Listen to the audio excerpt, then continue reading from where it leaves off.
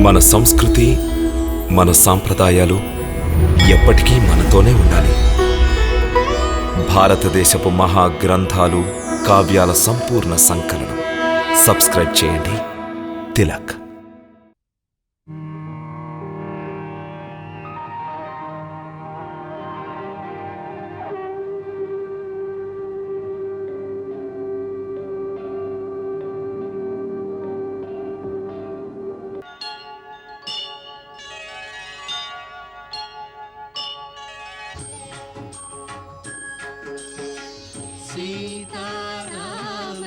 सीतारामचरितमपि रम्यम्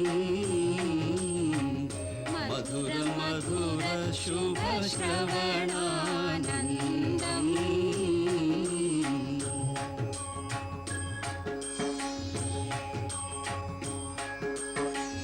इह पर सुखमुलकिदिये प्रबन्धम् परम पदमुनकु इदि सोपानम्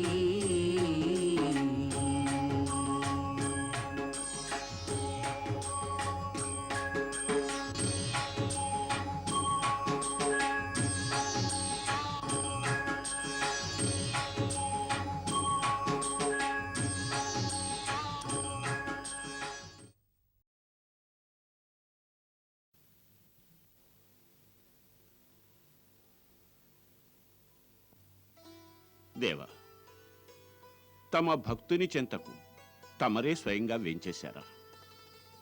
ఎప్పటినుంచో శ్రీచరణాలను ఈ హృదయంపై నుంచి ఎదురుతెన్నులు చూస్తున్నా. ఇప్పుడు వీటికి తమరు ప్రణామం చేసే అవకాశాన్ని కలిగించారు.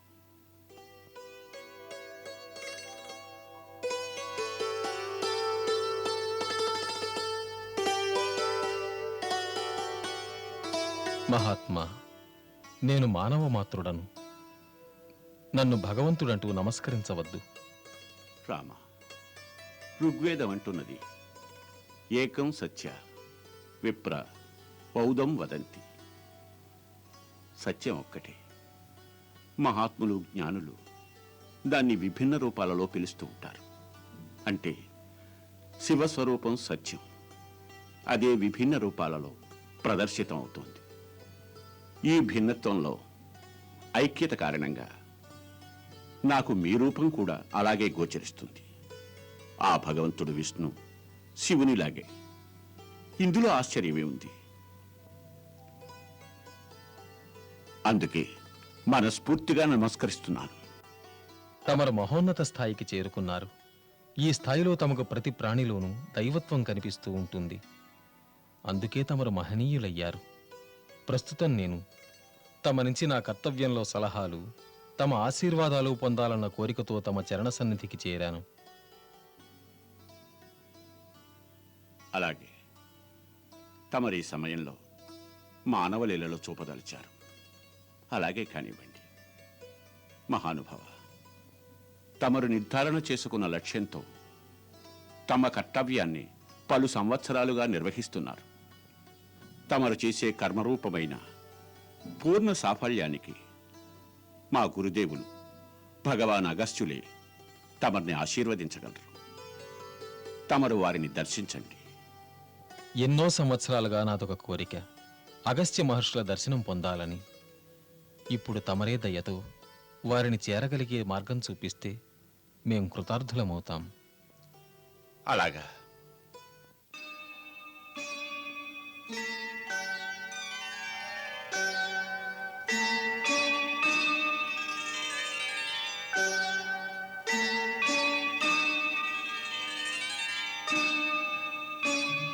తప్పకుండా.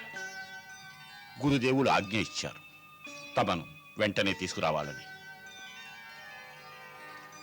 అలాగే మీ కృప వలన నాకు గురుచరణ దర్శనం మళ్ళీ లభిస్తుంది. పదండి, వెళదాం.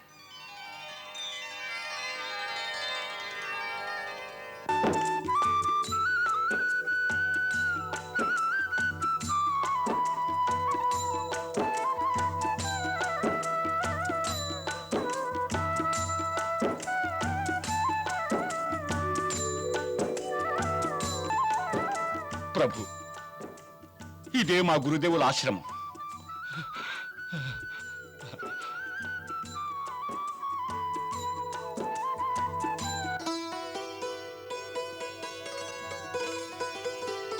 అగ్రజ,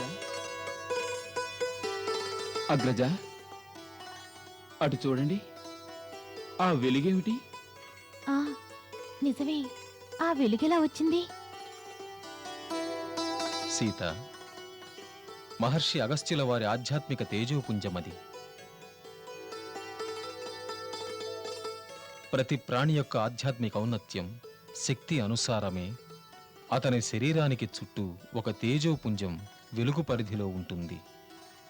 ఎవరి శక్తి ఎక్కువైతే అంత పెద్దదిగా ఉంటుంది ఈ వెలుగు పరిధి.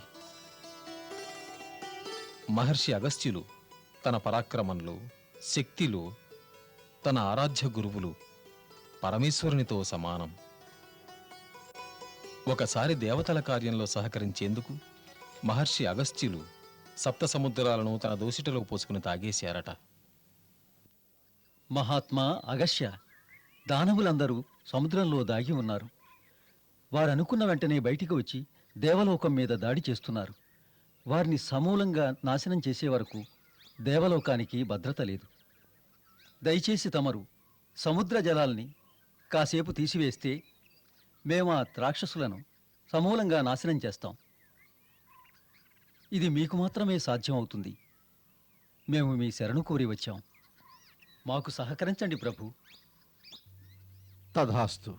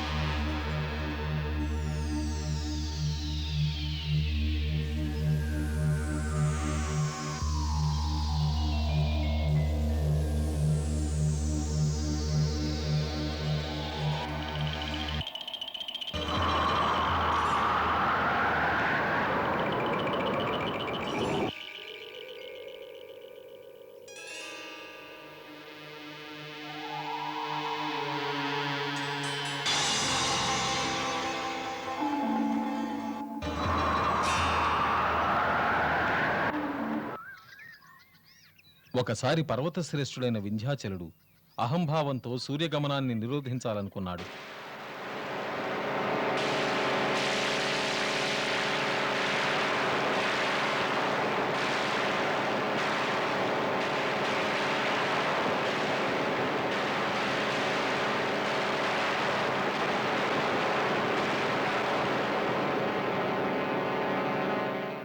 అప్పుడు అగస్త్య మహర్షి తన చరణాల కింద అతడి ఉద్దండతను అణచివేశారు. నాటి నుండి వింధ్యాచలుడు అగస్త్యులకు దాసులయ్యాడు. ఆ కారణంగానే ఆయన అగస్త్యుడంటారు. అగం పర్వతం స్తంభ్యతి ఇది అగస్త్య అంటే అర్థం, ఎవరైతే పర్వతాన్ని స్తంభన చేస్తారో వారే అగస్త్యులని. అలాగా? అవును. ఒకసారి సదాశివుని వివాహం చూడాలన్న కోరికతో సర్వశక్తులు, సమస్త జీవరాశులు ఉత్తర దిశకు వెళ్ళాయి. ఆ సమయంలో భూమి సమతుల్యత లేక కృంగిందట. అప్పుడు ఆ పరమేశ్వరుని ఆదేశంతో అగస్త్య మహర్షి వింధ్య పర్వతం దాటి దక్షిణ దేశానికొచ్చారు. కేవలం ఆయన ఒక్కరి శక్తి ప్రభావంతో భూమి సమతుల్యతను ఆపాదించుకుందట. అందుకే అంటూ ఉంటారు, ఉత్తర భాగంలోని సమస్త ఆధ్యాత్మిక బలాన్ని మరియు జ్ఞానాన్ని త్రాసులో ఒకవైపు నుంచి మరోవైపు త్రాసు పళ్ళెంలో అగస్త్య మహర్షి ఒక్కరు కూర్చుంటే చాలు, దక్షిణం వైపు బరువు ఎక్కువ అవుతుంది అని. స్వయంగా ఆ శివభగవానుడే అగస్త్య మహామునికి పరమసుందరమైన తమిళ భాషను బోధించారు.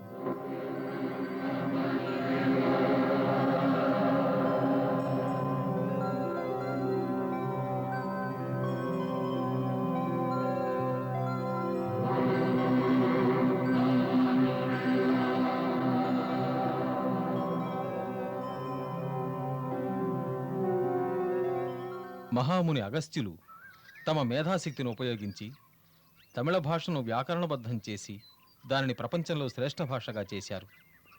ఈ ప్రపంచానికి ఆయన ఇచ్చిన శ్రేష్ఠ సంపద తమిళ భాష. దీనిలో సమస్త జ్ఞానాన్ని ఆయన పొందుపరిచారు. ఇదే ప్రకారంగా అగస్త్య భగవానులే బ్రహ్మలోకం నుండి కావేరి నదిని తన కమండలంలో ఉంచి తీసుకువచ్చారు. ఆ నదే నేడు సమస్త ప్రాణికోటి మేలు కోసం గంగా సమానంగా ప్రవహిస్తోంది. ఆ భగవంతుడు శివుడు మమ్ము పంపిన దేశంలో మాకు గంగా నది మరియు యమునా నది వంటి ఒక పవిత్ర నది ఎంతో అవసరం ఉంది. తమరు సర్వదా తమ భక్తులపై అనుగ్రహం చూపుతూ ఉంటారు. అలాగే మా ప్రార్థనను స్వీకరించి అనుగ్రహించండి. తథాస్తు. మహాత్మా అగస్త్య, లోక కళ్యాణం కోసం తమరు విన్నవించిన విన్నపాన్ని మేం స్వీకరిస్తున్నాం. పరమ పవిత్రం మరియు 3 లోకాలకు శుభదాయకమైన కావేరీ నదిని మీకు ప్రసాదిస్తున్నాం.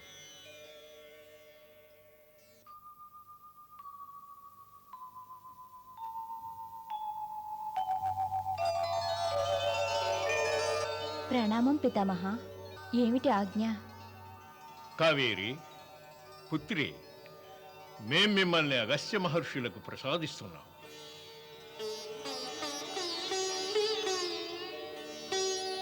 తమ ఉత్తమ జన్మ కారణంగా దక్షిణాన్ని పవిత్రంగా సర్వసమృద్ధిగా మార్చు. ఎక్కడెక్కడ నుంచి నీ నిర్మలమైన జలధార ప్రవహిస్తుందో ఆ ప్రదేశం 3 కాలాలలో సర్వదా పచ్చపచ్చగా మరియు సమృద్ధిగా మారాలని ఆశీర్వదిస్తున్నాను.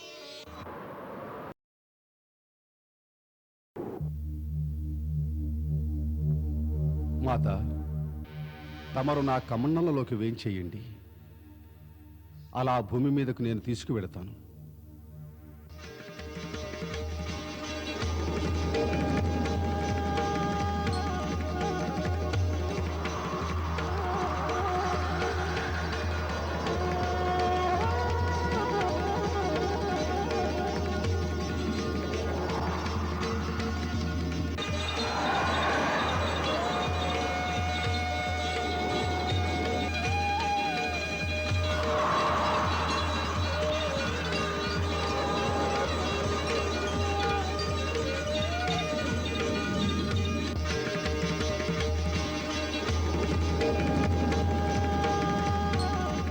మాత, ఇక్కడి సమస్త ప్రాణులు, జలచరాలు, నభచరాలు, భూచరాలు, సమస్త జీవులు సదా మిమ్మల్ని స్తుతిస్తూ ఉండగలవు.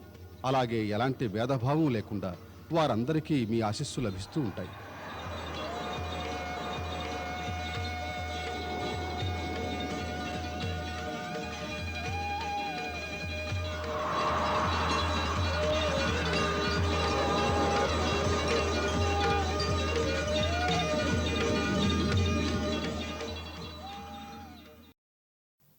మా గురుదేవుల ఆశ్రమంలో అబద్ధాలు మాట్లాడే వ్యక్తి, క్రూరుడు, ధూర్తుడు లేదా పాపాత్ముడైన మనిషి ప్రాణాలతో నిలిచి ఉండలేడు. వారి వద్ద ధర్మాన్ని ఆరాధించడం కోసం ఎందరో దేవతలు, యక్షులు, నాగులు, పక్షులు ఉంటూ ఉంటాయి. ఇలా ఆ మహర్షి నుంచి ఆధ్యాత్మిక మార్గదర్శనం పొందుతూ ఉంటారు. అగ్రజ, ఇలాంటి మహనీయుల దర్శనం ఎన్నో జన్మల పుణ్యఫలంగానే లభిస్తుంది. తప్పకుండా సత్యం వచించావు లక్ష్మణ. సుధీక్ష మహాముని, గురుదేవుల శ్రీచరణాల చింత మా విన్నపాన్ని ఉంచండి. వారిని దర్శించుకునేందుకు అనుజ్ఞ కోరుతున్నామని చెప్పండి. అలాగే.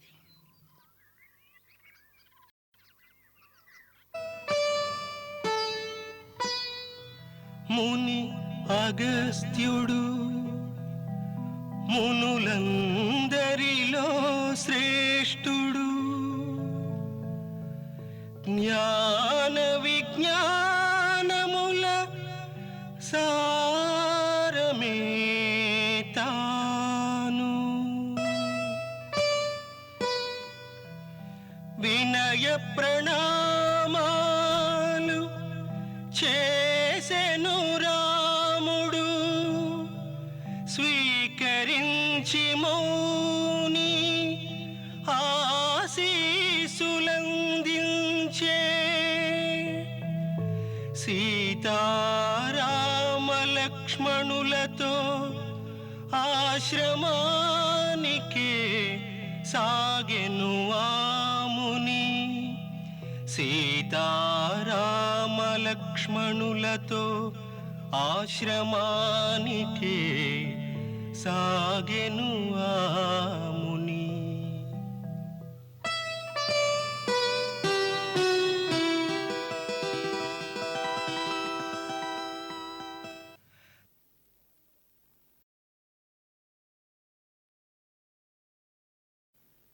నేడు ఆర్యావర్త సూర్యుడు ఈ అగస్త్యాశ్రమంలో ఉదయించాడు. మా చిరకాల అభిలాష నేడు నెరవేరింది. మునీంద్ర, ఈ వనవాస సమయంలో భరద్వాజ మహాముని, వాల్మీకి మహర్షి, అత్రిముని, సతీ శిరోమణి అనసూయాదేవి, సిద్ధ జితేంద్రియ శరభంగాది అనేక మనస్సులు, తపస్సులు, మహాత్ముల సత్సాంగత్యంలో గడిపిన క్షణాలు జన్మజన్మల పుణ్యఫలంగా లభించినవి. ముఖ్యంగా సుతీక్షణ మహాత్ముల సహకారంతో తమ దర్శన భాగ్యం సాక్షాత్తు ఆ సర్వేశ్వరుడు మహాదేవుని సాక్షాత్కారం పొందడం వంటిదే. తన సేవకుని గురించి సదా ఘనంగా చెప్పడమే సత్పురుషుల లక్షణం. రామా, నీకు ఈ రహస్యం తెలిసిందే కదా. స్వయంగా మహాశివుడే ఎవరి నామస్మరణ చేస్తుంటాడో ఆయన కృపా కటాక్షంతో ఒక తుచ్చ ప్రాణికి కూడా భక్తి, శక్తి, జ్ఞానం సర్వస్వము ప్రాప్తమవుతాయి. ఈ వినయభావమే తమకు శోభనిస్తున్నది. వాస్తవానికి తమ ఔన్నత్యం, తమ మహిమలు దేవతల్ని కూడా మించినవి. తమ సూర్య సమాన తేజస్సుతో సముద్ర జలాలు ఇంకిపోయేలా చెయ్యగల సమర్థులు మీరు. ఓ దీర్ఘాయు ధన్యాత్మ, తమ సిద్ధుల ముందు తలలు వంచి దేవతలు, గంధర్వులు, సిద్ధులు, యతీంద్రులు తమ ఉపాసన ద్వారా ధన్యులవుతున్నారు. నేడు తమ పాదాల చెంత కూర్చున్న మా ముగ్గురి జన్మలు ధన్యమైనవి. ఈ దుర్లభ పుణ్యం మా వనవాస అంతిమ సమయాన ఇలా మాకు దక్కింది. నీవు దండకారణ్యం వచ్చావన్న వార్త నాకు అందినప్పుడు నా హృదయంలో ఒక ఆశాజ్యోతి వెలిగింది. ఈ ఆశ్రమానికి వస్తావన్న ఆశ కలిగింది. నీ దర్శన భాగ్యంతో మా నేత్రాలకు ధన్యత చేకూర్చాలనుకున్నాం. ఈరోజు ఆ ఆశ ఫలించింది. ఇన్ని వత్సరముల వరకు దండకారణ్యంలో ఋషుల రక్షణాభారాన్ని నిర్వహించావు. ఇహ నీ వనవాస కాల వ్యవధిలో చాలా తక్కువ కాలమే మిగిలి ఉన్నది. ఈ శేష సమయం నీవు మా ఆశ్రమంలో ఉంటూ గడపవచ్చు. ఈ ఆశ్రమం రాక్షసుల దుండగాల నుంచి సురక్షితం. ఇక్కడకు వచ్చే మృగాలకు హింసా ప్రవృత్తి ఉండదు. నీ యొక్క తపస్సుకు, నీ సాధనకు ఇక్కడి వాతావరణం అనుకూలంగా ఉంటుంది. ఇది మీ విశేష అనుగ్రహం మునీంద్ర. తమ చరణాల నీడలో ఉంటూ ఆధ్యాత్మిక పెన్నిధిని పొందడం, శాంతియుత జీవనం, ఇంతకు మించి సౌభాగ్యం ఇంకేముంటుంది. అయితే నా ఉద్దేశం తమకు తెలియందేమీ కాదు. నేను దండకారణ్యాన్ని రాక్షసుల దురాచార దుష్టశక్తుల బారి నుంచి కాపాడతానని శపథం చేశాను. కనుక ఈ సదవకాశాన్ని నేను చేజేతులా విడువక తప్పటం లేదు. చక్కగా వచించావు రామా. దివ్య దృష్టితో చూస్తున్నాను. నీ కార్యాలు, దేవతల ఉద్దేశాలు ఇంకా పూర్తి కాలేదు. నీవన్నది సముచితం. ఈ దండకారణ్యాన్ని నీ వంశజుడైన పూర్వీకుడు దండక మహారాజు పాలించేవారు. నరభక్ష రాక్షసులు ఈ రాజ్యాన్ని ఇలా శ్మశానంగా మార్చారు. అందుకని నేను నిన్ను కర్తవ్య విముఖుడుగా చేయలేను. అయ్యా, దయచేసి నాకొక ఉపాయం చెప్పండి. రాక్షసుల రాకను అరికట్టి కాపలాకు అనువైన స్థానం సూచించండి. అనువైన స్థానం పంచవటి ఒక్కటే. పవిత్ర గోదావరి తీరాన ఆ స్థానం ఎంతో రమ్యమైనది. నీవు అక్కడే నివసించు. దానికి చేరువలో జనస్థానంలో రాక్షసులు తమ ప్రథమ స్థానం ఏర్పరచుకుని ఉన్నారు. నీవు అక్కడే ఉంటే నీ సంపూర్ణ సామ్రాజ్య సరిహద్దును రక్షించగలవు.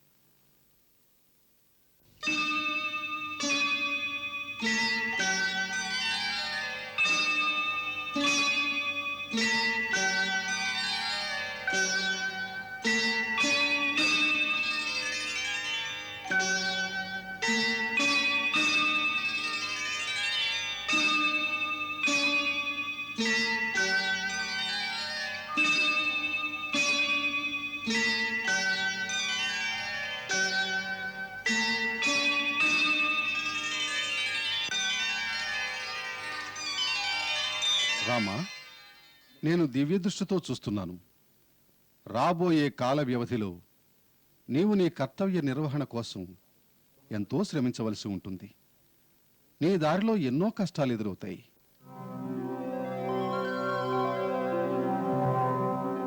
నీకు విశ్వామిత్ర మహర్షి ఇచ్చిన దివ్యాస్త్రాల వివరాలు అన్నీ నాకు బాగా తెలుసు.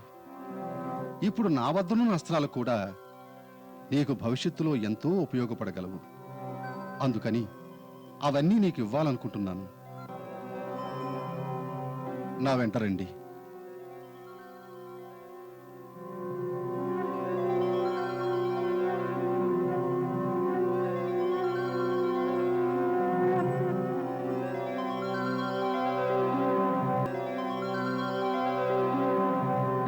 ఇది మహాధనుస్సు. ఎలాంటి శత్రుశస్త్రం కూడా దీన్ని ఖండించలేదు. దీన్ని విశ్వకర్మ సాక్షాత్తు విష్ణుమూర్తి కోసం తయారు చేశారు. రానున్న కాలంలో క్షణక్షణం ప్రమాదాలు సృష్టించే రాక్షసులతో నువ్వు ఢీకొనవలసిన అవసరం ఉంటుంది. అందుచేత నువ్వు ఈ ధనస్సును స్వీకరించు.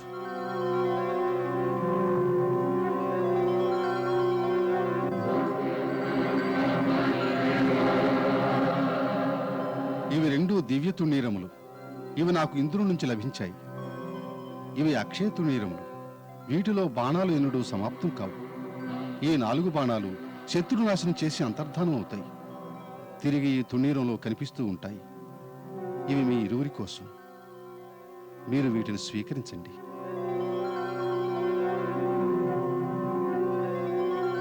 మంగళకార మంగళనాశ దశరథ రఘుకుల రాజకుమార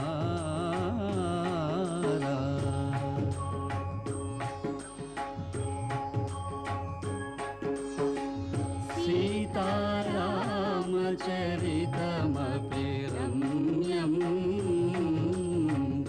మధుర మధుర శుభ శ్రవణ